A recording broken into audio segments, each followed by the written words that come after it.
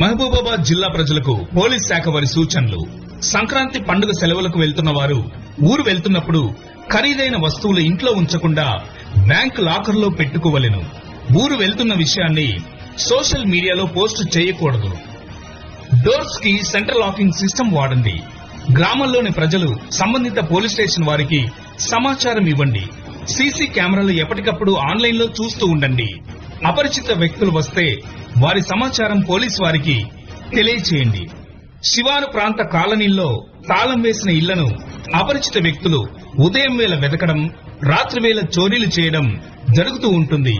అట్టి వారిపై నిఘా ఏర్పాటు చేయడం మంచిది. ఇరుగు పొరుగు వారిని ఇంటిని కనిపెట్టి ఉండమని చెప్పండి. పక్కింటి వారి ద్వారా ఇంటికి సంబంధించిన సమాచారం ఎప్పటికప్పుడు తెలుసుకోవడం మంచిది.